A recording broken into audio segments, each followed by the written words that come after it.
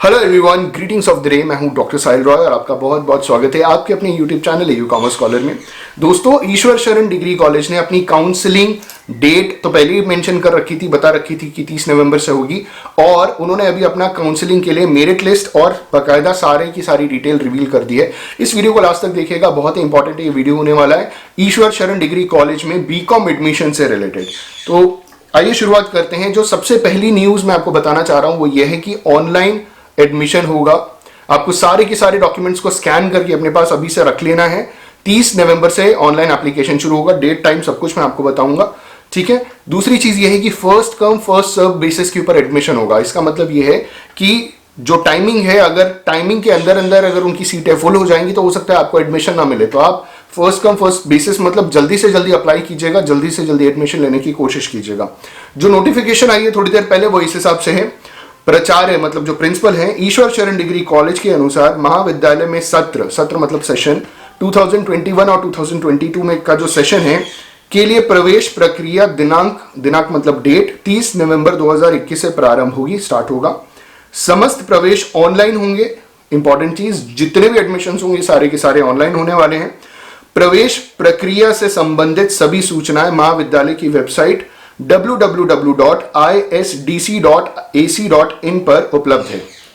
इसके आगे इन्होंने बताया कि प्रवेश के इच्छुक अभ्यर्थी महाविद्यालय की वेबसाइट का नियमित अवलोकन करते रहें। हम इनकी वेबसाइट पर गए थे और वहां पे जो अभी हमें इंफॉर्मेशन मिली हम वो भी अपडेट करेंगे आपको। इन्होंने आगे कहा कि महाविद्यालय में बीकॉम प्रथम वर्ष में प्रवेश दिनांक 30 नवंबर 2021 के से प्रारंभ होंगे। 30 नवंबर 2021 को 160 प्लस जितने बच्चों के मार्क्स आए हैं वो सारे के सारे अप्लाई कर सकते हैं। अगर आपका 160 मार्क्स है, आप किसी भी कैटेगरी को बिलोंग करते हैं, चाहे आप ईडब्ल्यूएस हैं, चाहे आप जनरल कैटेगरी हैं, चाहे आप एससी हैं, एसटी हैं, ओबीसी हैं, किसी भी कैटेगरी को बिलोंग करते हैं, आपको 30 तारीख को अपना एडमिशन लेना है। आपको अपनी कैटेगरी का वेट नहीं करना। बात समझ रहे हैं आप। इसके आगे इन्होंने क्या बोला कि 160 अंक एवं इससे ऊपर सभी वर्गों को बुलाया गया है। मतलब बुलाया गया का मतलब अप्लाई करने के लिए कहा गया, ऑनलाइन चले मत जाइएगा वहां पे। और एसटी वर्ग के सभी अभ्यर्थियों के प्रवेश ऑनलाइन होंगे। तो एसटी कैटेगरी, शेड्यूल ट्राइब, अगर आपकी कैटेगरी शेड्यूल ट्राइब है, एसटी कैटेगरी है, कितने भी मार्क्स आए, नेगेटिव भी मार्क्स आए, इन्होंने सबको बुला लिया, ठीक है। 0 आया है, 1 आया है, 2 आया है, 5 आया है, 10 आया है, 15 आया है, यू आर एलिजिबल, आप अप्लाई कर सकते हैं, आपका एडमिशन हो जाएगा। एसटी कैटेगरी सबको बुला लिया है। इन्होंने आगे बताया प्रवेश के समय जो डॉक्यूमेंट्स की जरूरत है वो इस हिसाब से हाई स्कूल या उसके समकक्ष प्रमाण पत्र मतलब सर्टिफिकेट, जो मार्कशीट है और पासिंग सर्टिफिकेट है वो आपको अपलोड करना है। दूसरा इन्होंने बोला इंटरमीडिएट या समकक्ष का अंक पत्र, पासिंग सर्टिफिकेट और मार्कशीट क्लास 12 का, ठीक है। उसके बाद टीसी, ठीक। इसके बाद इन्होंने बताया यदि गैप ईयर है तो शपथ पत्र मतलब अंडरटेकिंग आपको देना होगा, उसके बारे में मैं अभी आपको बताऊंगा। जाति एवं आय प्रमाण पत्र, यहां पे ये लोग आय प्रमाण पत्र मांग रहे हैं तो यहां पे आपको आय प्रमाण पत्र देना है। इनकम सर्टिफिकेट आपको यहां देना है। मेन यूनिवर्सिटी का जो मेन प्रवेश भवन में एडमिशन हो रहा था वहां उसकी जरूरत नहीं थी, लेकिन यहां पे आपको जरूरत पड़ेगी। और बहुत सारे बच्चे कहते हैं कि सर मेरा ईडब्ल्यूएस सर्टिफिकेट नहीं है। देखिए, ईडब्ल्यूएस सर्टिफिकेट नहीं है तो प्लीज अप्लाई कर दीजिए, ठीक। अब वहां पे आप अंडरटेकिंग दे दीजिएगा, ठीक। अपडेटेड नहीं है तो, या कैटेगरी कास्ट सर्टिफिकेट अगर अपडेटेड नहीं है तो आप उसे अपडेट करने के लिए अप्लाई कर दीजिए, वहां पे आप अंडरटेकिंग दे दीजिएगा। ईडब्ल्यूएस के लिए यहाँ पे एलिजिबिलिटी नहीं होगी, सॉरी। ईडब्ल्यूएस के लिए उन लोगों को मौका मिलेगा जिन्होंने फॉर्म भरने के टाइम अपने फॉर्म में लिखा था कि वो ईडब्ल्यूएस कैंडिडेट है। अभी भी बहुत सारे बच्चे मुझे मैसेज कर रहे हैं, फोन कर रहे हैं, ये पूछ रहे हैं कि सर हम ईडब्ल्यूएस कैंडिडेट हैं लेकिन फॉर्म भरने के टाइम हमने ईडब्ल्यूएस सेलेक्ट नहीं किया था। तो बच्चा लोग आप एलिजिबल नहीं हो। जिन लोगों ने फॉर्म भरते वक्त ईडब्ल्यूएस या अपना कैटेगरी मेंशन किया था वही कैटेगरी वाइज एडमिशन लेंगे, अदरवाइज नहीं ले सकते, ठीक है। बाद में आप सर्टिफिकेट बना के ला रहे हो, उससे कोई फर्क नहीं पड़ेगा, आपको वैसे ही एडमिशन मिलेगा जैसे आपने अप्लाई किया।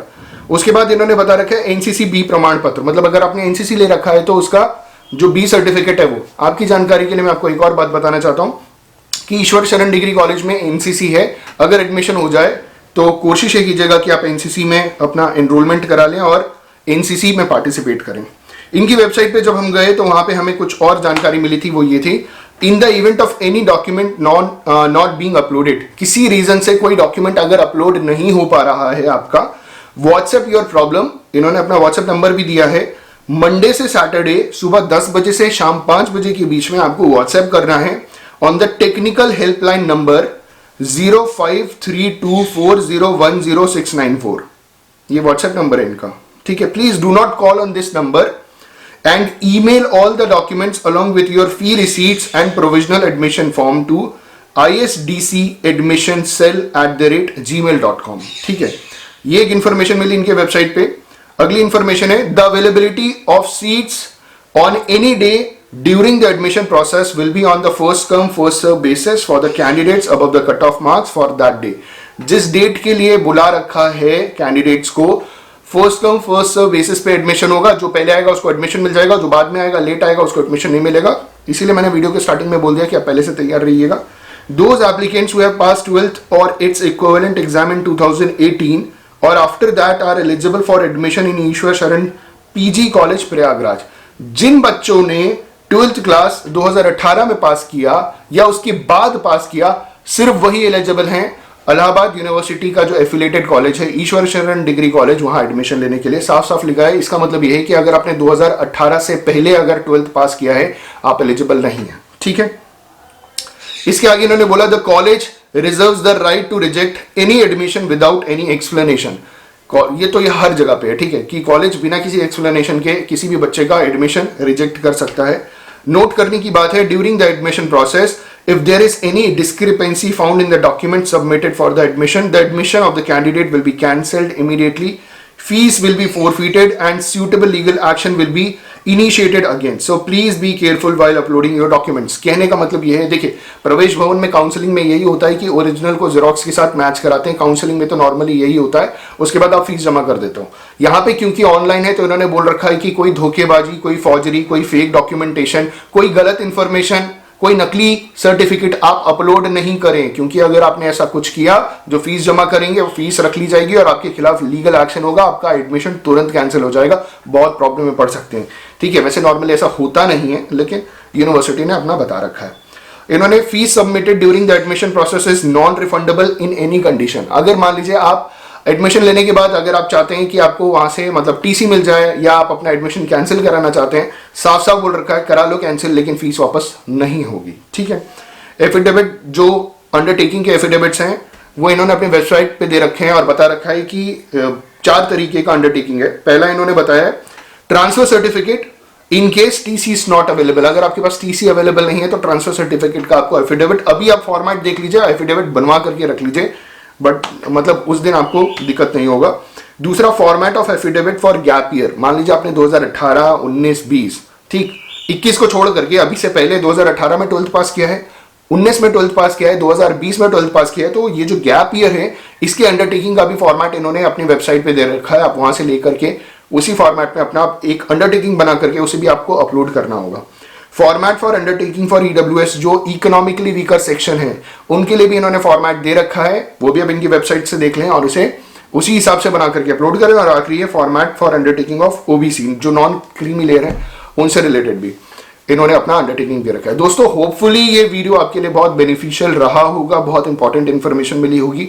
मुझे खुशी मिल रही है कि जो मेरिट लिस्ट है वो 172 सब खिसक करके 160 आ गई है। अभी 160 से खिसक करके मुझे तो ऐसा लगता है, क्योंकि अभी सीएमपी बाकी है, एडीसी बाकी है और भी बहुत सारे जगतरन गर्ल्स डिग्री कॉलेज बाकी है, बहुत सारे कॉलेजेस बाकी हैं अभी, ठीक है। तो मुझे तो ऐसा लगता है कि अभी ये मेरिट 160 से हो सकता है 140, 130 तक ऐसे गिरते गिरते और नीचे आ जाएगी।